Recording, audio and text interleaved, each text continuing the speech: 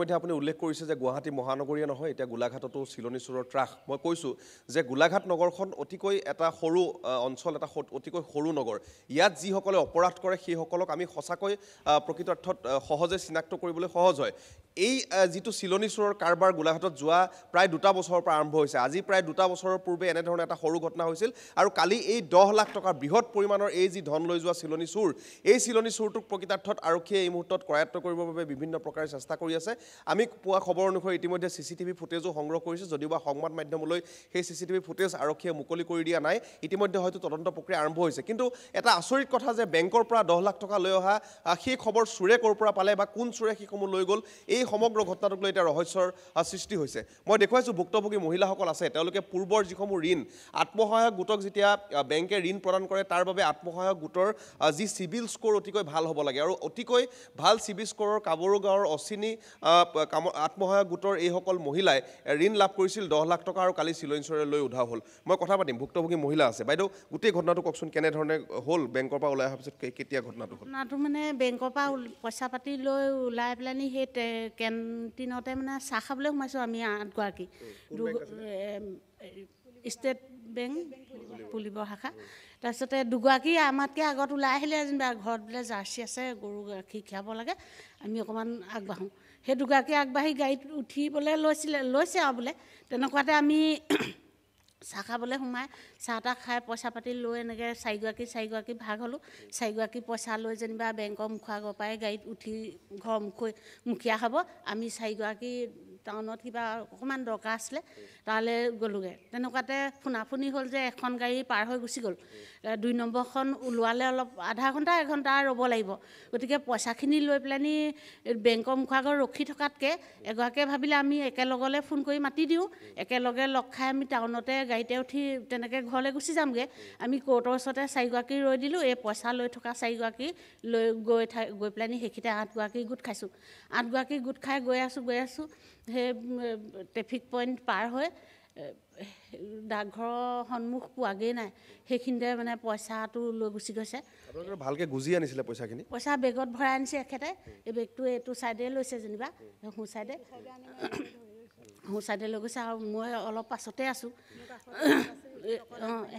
এই 2গৰাকী আগত আছে এনেকুৱা হৈছে আমি ঠিক ডাকঘৰৰ সন্মুখ পাইছোঁ আমি গোটেই মানুহখিনি এনেকৈ লদাপাতি আহি আছোঁ লদাপাতি আহি থাকোঁতে আমাৰ ইফালৰ পৰা মাৰুতি গাড়ীখন 4চকীয়া মাৰুতি গাড়ী এখন আহিছে আহি পেলাই মানে এনেকৈ অভাৰ মানে ছাইড লৈছে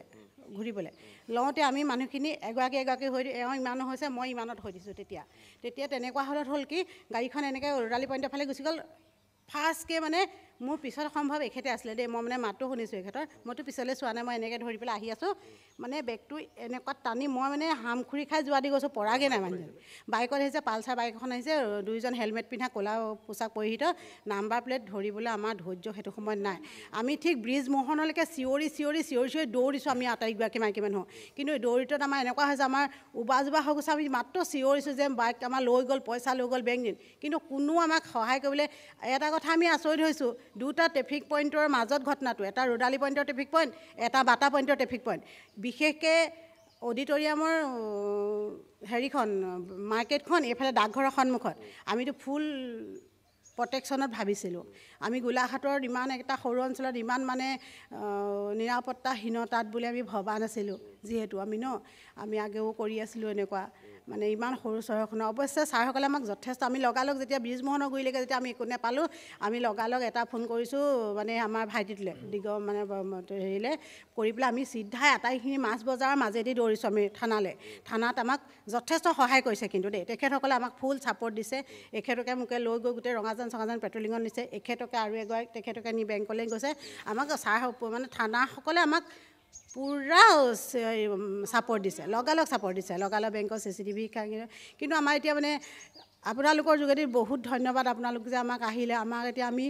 অতি দুখীয়া পৰিয়াল আপোনালোকে আমাৰ ঘৰ দুৱাৰ দেখিছে আমি হাজিৰা নকৰিলে আমাক খাবলৈ উপায় নাই আমি পইচাবোৰ লৈ আমি বহুত কষ্ট কৰোঁ আমি কাৰোবাৰ মাটি অকণ বন্ধক লওঁ কাৰোবাৰ বাগান অকণ লিজত লওঁ তেনেকৈ পাতখিনি আমি বেছি পইচাবোৰ ধাৰ মাৰোঁ আমি নিজেও ধুনীয়াকৈ ভালকৈ চলিছোঁ আৰু এই ঘৰকেইটা কৰি পেলাই কিন্তু তাৰ মাজত হৈছে কি এতিয়া আমি এতিয়া পইচাটো চুবলৈ নাপালোঁ চৰকাৰে কাৰ গাফিলতি বা কাৰ কি নাজানো ইমান চোৰৰ সন্তাসত পইচাখিনি আমাৰ হাতৰ পৰা লৈ গ'ল এতিয়া আমি ঘূৰাম কেনেকৈ আমি মানে হাত জোৰে আপোনালোকলৈ অনুৰোধ কৰিছোঁ চৰকাৰে যদি আমাক কিবা অকণমান সহায় কৰে আমি 10টা পৰিয়াল নহ'লে আমি নিজে মৰি যাব লাগিব এতিয়া সেইটোৱে কাতৰ অনুৰোধ আমাৰ মানে চৰকাৰলৈ এই কৈছোঁ আমি মানে বিত্তমন্ত্ৰী অজন্তা বাইদেউলৈ আমি যিহেতু তেখেত আমাৰহে বিধায়িকা আমাৰে মন্ত্ৰী মহোদয়া তেখেতলৈ কৈছোঁ মানে CM ছাৰলৈ আমি অনুৰোধ কৰিছোঁ আপোনালোকৰ থৈ আমাক সহায় কৰক এতিয়া আৰু এটা কথা বেংকত ইমান সুৰক্ষা ইমান ছিকিউৰিটিৰ মাজত আমি হেৰি সময়ত যেতিয়া ক'ভিডৰ সময়ত বেংকলৈ যাওঁ আমাক তন্নকৈ পৰীক্ষা কৰে কিন্তু এজন মানুহ আমাৰ এটা গোটৰ আমাৰ কাম কাজ কৰোঁতে কালি প্ৰায় 1.5 ঘণ্টা 2 ঘণ্টা সময় হৈছে 2 ঘণ্টা সময় এজন মানুহ অনাহকত বেংকত বহি আছে আমিতো গম নাপাওঁ আমি মই নন ষ্টপ সেই চহীবোৰত ব্যস্ত হৈ থাকিবলৈ কৈছে এখেতসকল বহি আছে এজন মানুহ বিনা দৰকাৰত বেংকত ইমান দেৰি বহাৰ সুবিধাটো কেলে বেংকে দিলে ছিকিউৰিটিয়ে কিয় তেখেতক প্ৰটেক্ট নকৰিলে বা কিয় নাই কোৱা এজন মানুহ যদি একাউণ্টে নাই সেইজন বেংকত কিয় বহি আছে ইমান দেৰি আপোনালোকৰ সন্দেহ হৈছে তেওঁ বেংকৰ পৰা আপোনালোকক ফ'ল' কৰিছে আমাৰ সেইটোৱে সন্দেহ হৈছে